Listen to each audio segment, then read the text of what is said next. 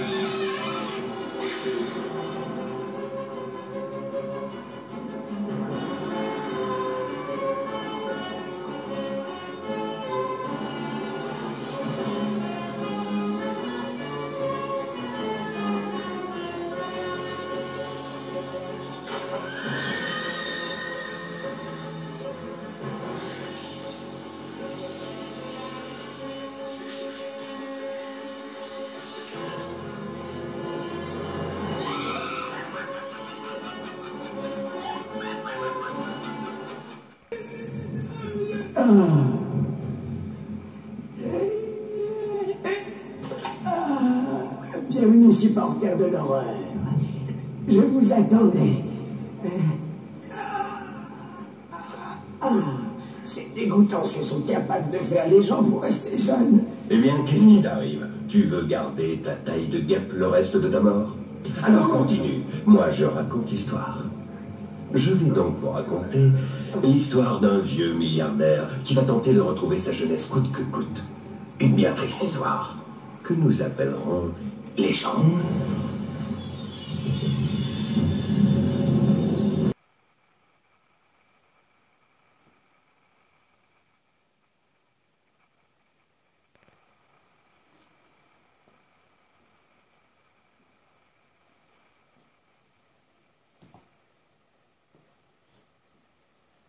Bien donc, je suis sûr que vous êtes là pour voir la deuxième partie des petits contes de la crypte de Gamezoo basés sur la série Les Contes de la crypte.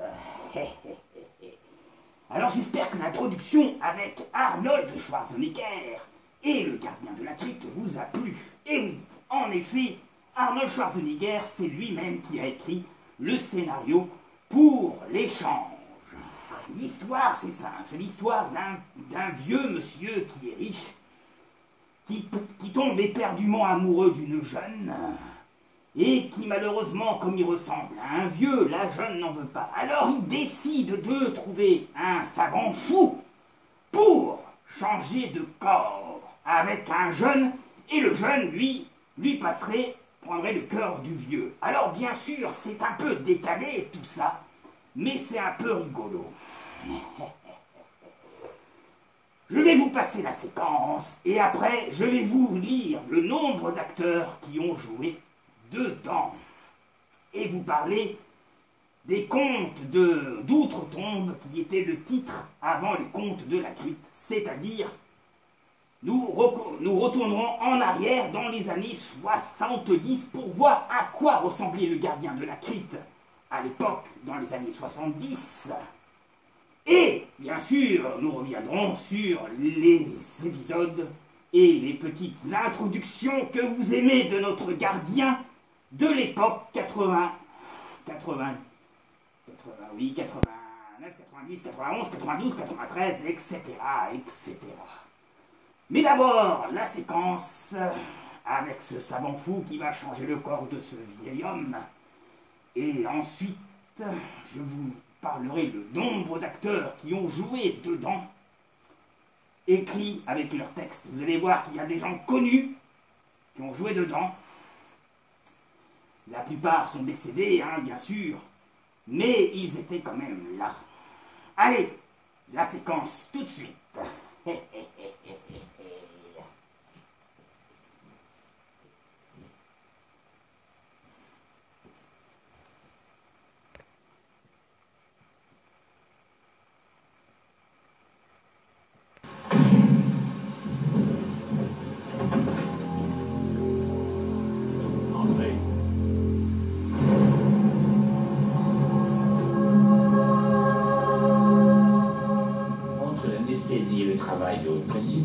Cela fera $1 million. 1 million de dollars. Ça n'est pas si cher que cela, monsieur Webster. En fait, c'est pour un miracle. Ça n'est pas si cher que cela. Mais comment puis-je être certain que cela marchera? Parce que j'ai expérimenté cette opération avant. C'est une mâchoire énergique et très solide, de haute pommette, et puis de très jolis yeux verts. Oh, excellent gène. Et je suis au courant, j'ai moi-même contribué à les faire. N'oubliez pas mes cheveux. Oh, évidemment, des cheveux magnifiques, n'est-ce pas? Alors j'aurai son visage, c'est ça. C'est ça. Et moi, j'aurai votre fortune.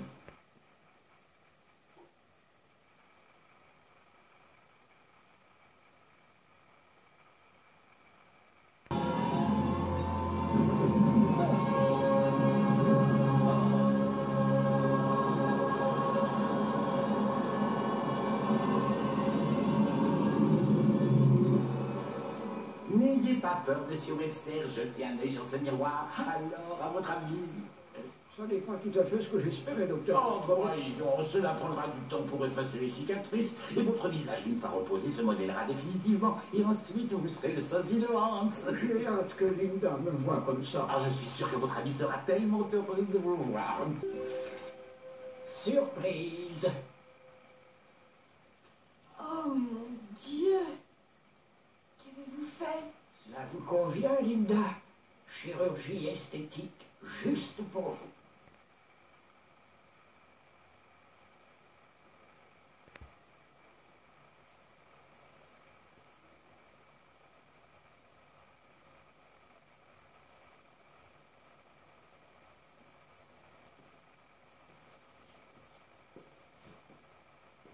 Ah là là, que ferait-on pour plaire aux belles jeunes filles et surtout à une petite blonde, hein? Vous avez remarqué, il y a toujours la petite blonde quelque part dans le genre de série, épisode. Alors oui, vous avez vu, il ressemble à un jeune homme, on voit que c'est fait, hein, quand même, avec le maquillage de l'époque. Le problème, c'est qu'il a pensé à faire le visage, mais le corps, c'est toujours un corps de vieux qu'il a. Alors il va encore dépenser du fric pour avoir un corps d'athlète. Voilà. Et ça ne suffira pas, parce qu'il aura des jambes de vieux encore. Donc il va faire encore une chirurgie pour en fait avoir des jambes de ressembler au mec que vous avez vu. Le problème de cette histoire et la morale de cette histoire, ça veut dire que tu as beau être friqué pour faire ce que tu veux de ton corps, mais quand vous voyez à la fin comment ça se termine, eh ben on se dit, eh ben dis donc, si j'avais su, je l'aurais pas fait. Et oui, du coup, la jeune fille, elle se met avec le vieux à la fin, qui était jeune et beau, mais comme ils ont échangé les corps tous les deux. Voilà, donc du coup, le vieil homme, il perd sa fortune, et en plus, il perd la femme qu'il aime. Parce que la femme, finalement, elle s'en foutait. Elle s'en foutait qu'il soit vieux ou qu'il soit jeune. Ce qui l'intéressait, c'était sa fortune. Voilà, sauf qu'au début de l'histoire, elle ne le dit pas, ça. Elle ne le raconte pas. Alors, le type, il se fait piéger. Quel scénario, hein? Mais franchement, ça glidait quand même, hein? Donc... alors, comme je vous avais dit la dernière fois, il y avait 7 saisons des Contes de la Crypte qui existent. Sauf qu'en France, quand ils les ont diffusés en France, et c'est M6 qui les a diffusés aussi, en France, ils ont passé que la saison 1 et la saison 6. En fait, la saison 7, elle est considérée comme inédite en France, mais elle n'est jamais passée. Peut-être quelques chaînes sur le satellite à l'époque avait passé la 7e saison, mais aujourd'hui, la 7e saison des Contes de la Crypte est une inédite. Moi, j'ai toute la collection, et j'ai même les films, pour vous dire. Alors, maintenant, je vais vous dire le nombre d'acteurs qui ont joué dans ces petits épisodes. De nombreux acteurs sont venus se faire trancher la tête et enterrer vivant. arracher les yeux, couper une jambe, ou au cou, ou des 7 saisons parmi lesquelles. Voici donc les quelques acteurs qui ont joué dedans. Michael Ironside, Hector Elizondo, Timmy Curtis, Malcolm McDowell, Tira Caher. Vous savez qui c'est, Tira Caher? Si je vous dis Fox, l'aventurière, hein, la série dans les années 90, Ciné Fox l'aventurière, et bien Tira Caher, elle a joué dedans, comme vous avez pu voir dans la première vidéo, où elle joue le rôle de la petite amie du mec qui se l'est fait tatouer sur la poitrine, sur les pectoraux. Ça sera mieux peut-être. Voilà, ensuite Margot Kidder, Joe Pesci, et oui, Joe Pesci qui a joué dedans, hein. David Wagner, Richard Jordan, Roger Dalty, Dan Aykroyd, oui, Dan Aykroyd, Patricia Arquette, Timothy Dalton, et oui, Timothy Dalton a joué dedans aussi. Kurt Douglas, le papa de Michael Douglas, qui a joué dedans aussi. Tim Rook, Whoopi Goldberg, que vous connaissez, bien sûr. Whoopi Goldberg, vous la connaissez, hein? Voilà. Ensuite, Tom Hanks, que vous connaissez aussi, Tom Hanks. Terry Hatcher, que vous connaissez, qui jouait dans la série à l'époque, Lois et Clark, si vous vous souvenez. Ça, c'est plus 90, 92, 93, 94, je crois, dans mes souvenirs. Demi Moore, l'actrice qui joue dans Ghost avec Patrick Swayze. Hey. Amanda Plumet, Brad Pitt aussi, qui a joué dans un des épisodes. Ensuite, Christopher Reeve, notre Superman des années 80, qui malheureusement nous a quittés. Hein. Repose en paix, Christopher Reeve. Ensuite, Martin Sheen, Amy Henson, Billy Partox, Brooke Schneider. Voilà, Slash, Zach Gandriel, Sujet Rai, Léonard, Léa Thompson, et oui, Léa Thompson, aussi très connue, Léa Thompson. Et bien sûr, Michael J. Fox. Michael J. Fox, Retour vers le futur. Et je vous invite à voir ma photo, n'importe quoi, ma vidéo sur Fantôme contre Fantôme avec Michael J. Fox, qui est un film de 96. Si vous ne connaissez pas, je vous invite à aller découvrir ma vidéo. Ah, ça va vous plaire, Fantôme contre Fantôme. Très très bon film à l'époque. C'est le dernier qu'il ait fait avant d'arrêter sa carrière, pour vous en donner, pour vous dire un peu plus là-dessus. Ensuite, et James Toccan, qui a joué dedans aussi. Alors, maintenant, ce qui va être intéressant, c'est qu'il y a d'autres auteurs qui ont participé pour certains scénarios. D'autres auteurs ont réalisé certains épisodes. Laissez-moi vous donner les noms. Michael J. Fox. Et oui, il a écrit lui aussi. Tom Hanks. Kelly MacLachlan. Arnold Schwarzenegger, que vous avez vu, L'échange.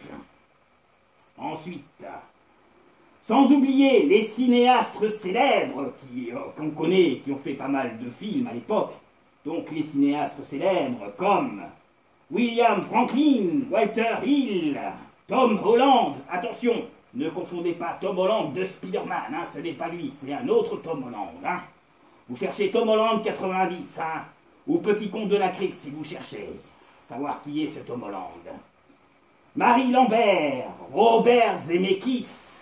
Eh oui, Robert Zemeckis, qui est aussi le producteur du film Fantôme contre Fantôme que je vous parle avec Michael J. Fox. Ensuite, John Scasey. Voilà. Et John Scasey, qui est ce John Scasey? Eh bien, John Scasey, c'est la voix de notre gardien dans Les Gardiens de la Crypte. Eh oui, mes amis. Voici donc. Vous savez qui c'est. Mais, quand on regarde les épisodes, enfin les saisons, on voit que le personnage a eu 3 voix différentes. Nous avons eu la voix de Looping, dans, souvenez-vous, la série, comment s'appelle cette série déjà, l'Agence Touriste. et d'autres, bien sûr, et plein d'autres. Voilà. Donc, de toute façon, on le voit que la voix de notre gardien de la crypte a été plus ou moins changée au moins 3 fois. Et bien sûr, la saison 7 qui est uniquement en version originale, avec sa voix d'origine, qui est aussi excellente. Voilà ce que je peux vous dire, mes amis. Alors, bien sûr, ce genre d'histoire cartonnée, cartonnée, et donc, bien sûr, il y avait d'autres personnes qui voulaient faire une suite après la 7e saison. Ils voulaient faire une suite, mais ils ont fait une suite, mais le problème de la suite qu'ils ont fait, et ça c'est bien dommage, on va dire que c'est un spin-off, voilà, un spin-off qu'ils ont voulu faire en 1997. Quel est donc ce spin-off? Eh bien, en 1997 fut diffusé un spin-off des Contes de la Crypte, intitulé L'expérience interdite. Mais, malheureusement, mes amis, l'expérience interdite, il existe un film qui est excellent, le film des années 80, et le film et le reboot qu'ils ont fait est pas mal, mais voilà, ils ont voulu faire un spin-off qui s'appelle Expérience interdite. Prevention of Science, en VO. Conçu par la même équipe de cette série, déviée toujours et inspirée de récits publiés par EC Comics, qui avait sorti justement les magazines à l'époque des Contes de la Crypte. Ça, je vous le raconte dans l'autre vidéo. Mais plus exactement basé sur la science-fiction. Et oui, la science-fiction, on veut copier au-delà du réel, on veut copier les X-Files, on veut copier la 4e dimension. Mais le problème, mes amis, ils nous ont changé notre gardien de la crypte. Alors oui, il fallait que ce fasse science-fiction. Donc, qu'est-ce qui a remplacé notre gardien de la crypte? Eh bien, c'est simple, c'était présenté cette fois par un robot. Mais hélas, malheureusement, cette expérience interdite ne connut qu'une courte saison de 10 épisodes. Et après, le projet a été abandonné. Voilà. Mes amis.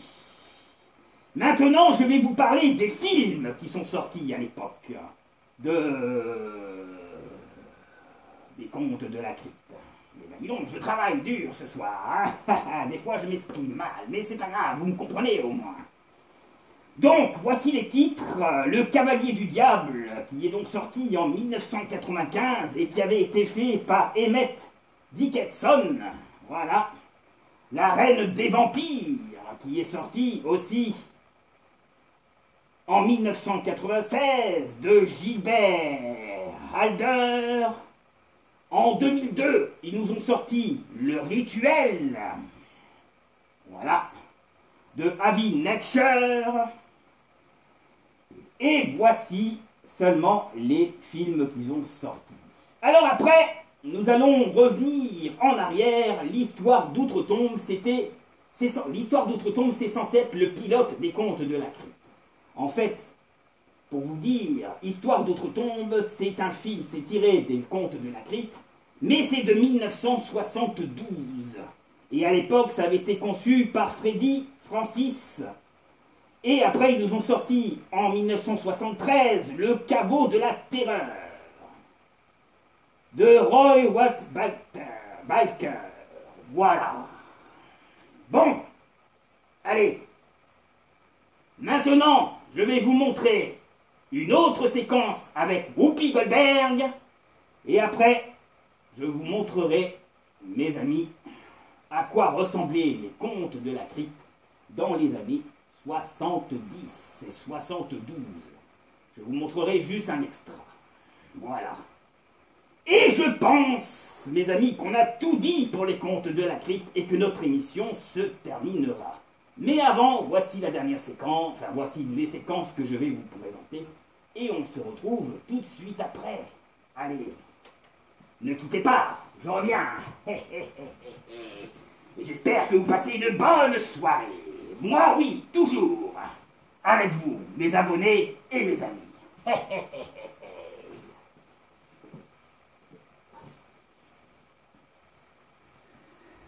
Mais je voulais un mari suffisamment riche pour m'assurer un train de vie confortable le reste de mes jours. Marié. Un homme avec suffisamment d'argent pour ne plus jamais être dans le besoin. Un homme qui connaisse la valeur de l'argent. Linda. J'ai trouvé le mari de mes rêves, Carlton. Je vous présente Hans.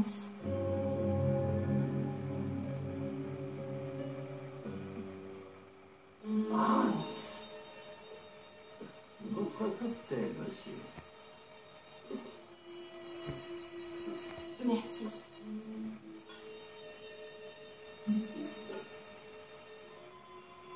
Hans.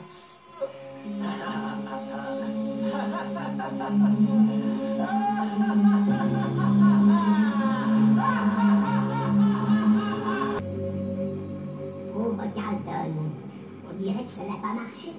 Mais tu ne tentes rien, n'a rien. J'aime qu'un corps soit superbement bien fait, fort. C'est votre jour de chance, mes amis. Nous allons vous gonfler à bloc. Lui aussi, d'ailleurs.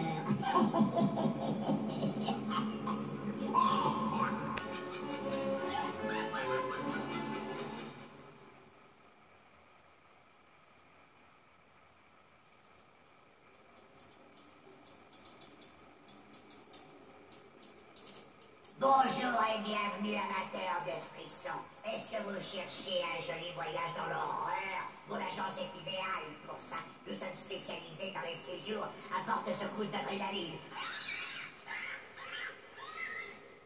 Qu'est-ce qui vous plairait? Le parc des hurlements est très bruyant. Je conseillerais plutôt personnellement un séjour donnant la mort au petit déjeuner. Ou bien peut-être préférez-vous aller à la chasse au trésor comme mon ami Hyde.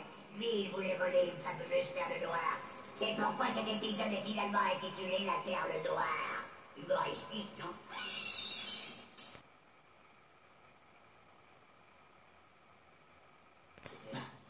Elle ne prend pas que des cheveux roux, vous direz. Au contraire, Attendez. Est-ce qu'on est ici? c'est mon village. On dit que l'esprit se cache dans la tête. Et je pense que votre tête renferme un esprit rare. Quoi?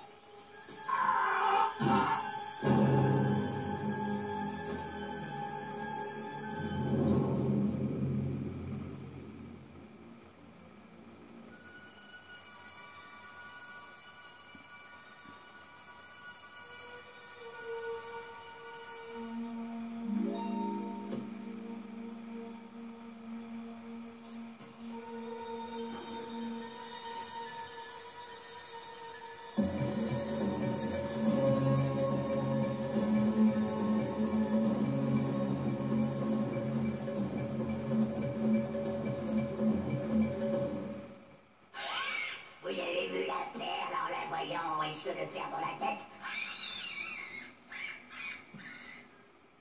Nous avons une invitée ce soir, Whoopi. C'est un grand plaisir de vous rencontrer.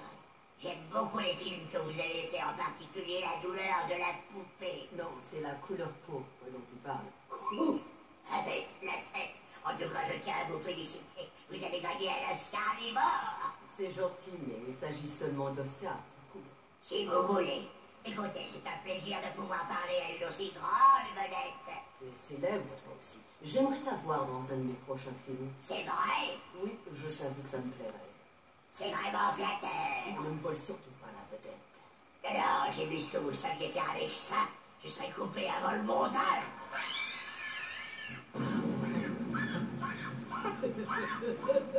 Assez.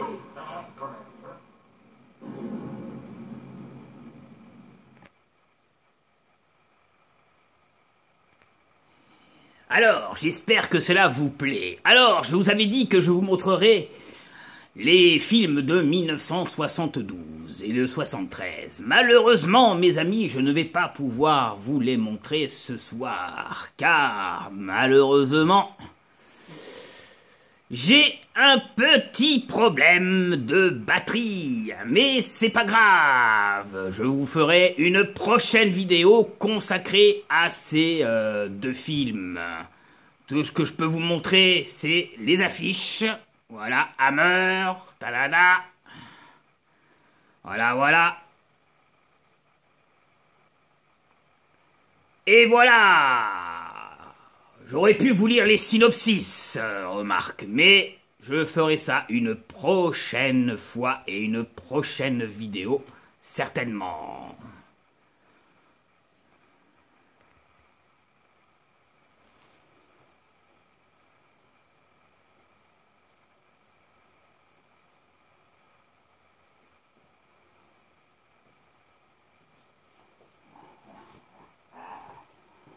Bon, du coup, ce petit conte de la crypte se fera en 3 fois.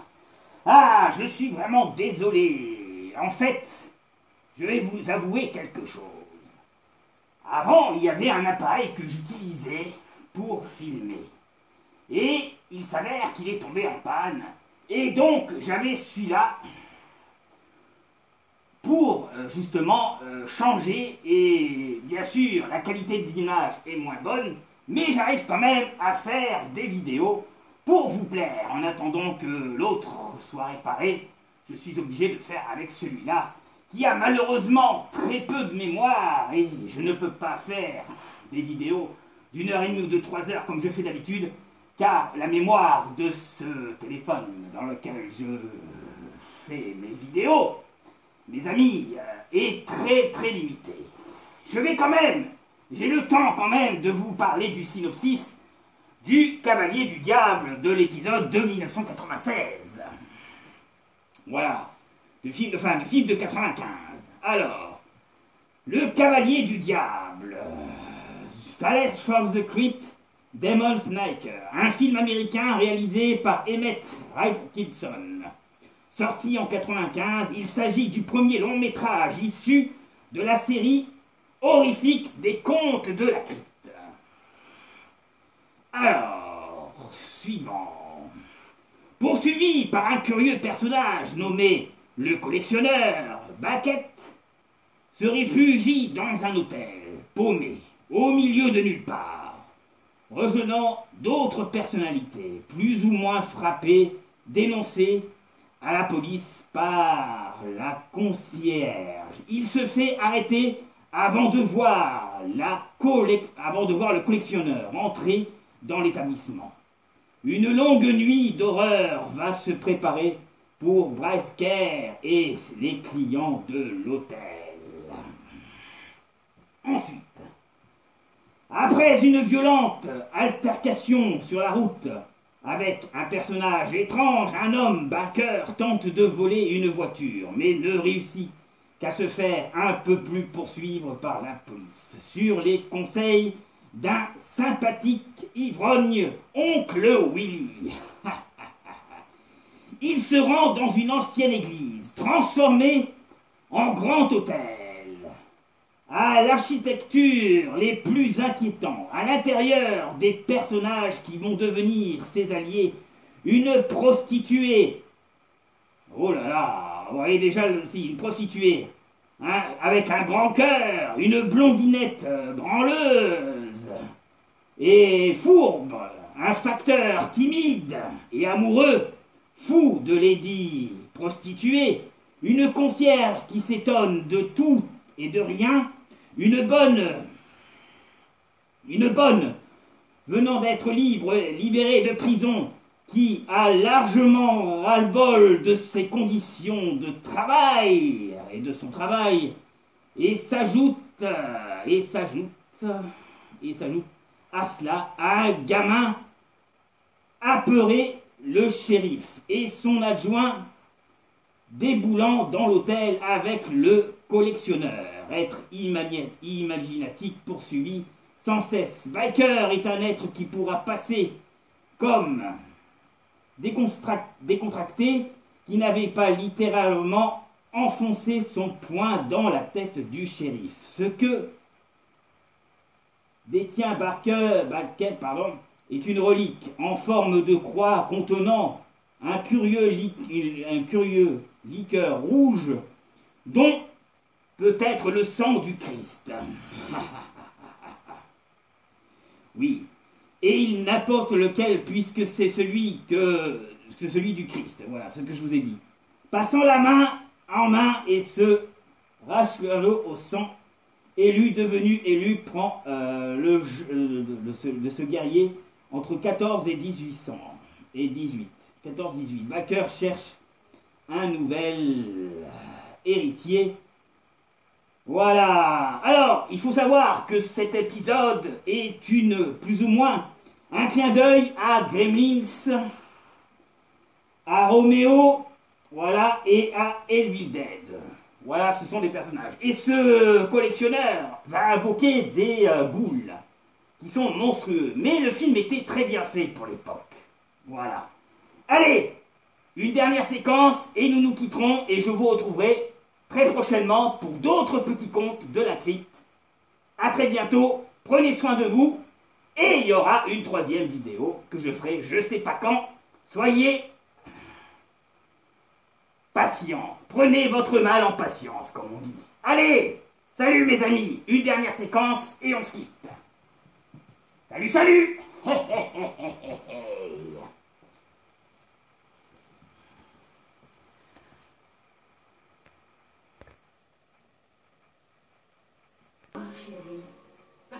D'accord, j'avoue, c'est vrai que je vous aime toutes les deux. Belle affaire. Et puis j'arrivais pas à faire un choix.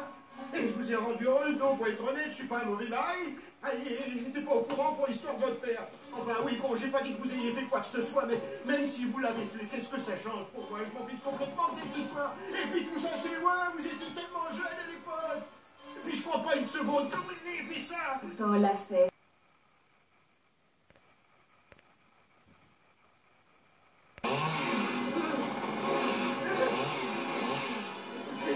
Dis-moi, c'est une blague! Non, vous n'arrivez pas ça! Il était gentil, je vous ai vraiment aimé! Vous l'avez pas fait mal, hein! Arrêtez, c'est trop dur! Vous l'êtes jamais!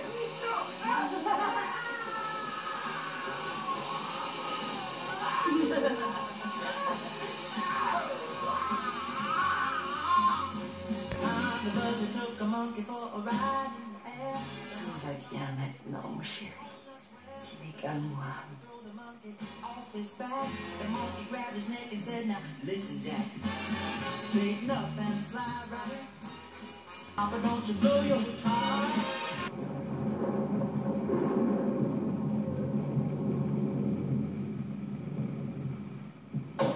faut croire que cette vieille crapule de vite pensait en tirer double plaisir et double compte en banque. Dommage qu'il n'ait eu qu'à moitié raison. Eh bien, ça nous prouve que le proverbe dit vrai.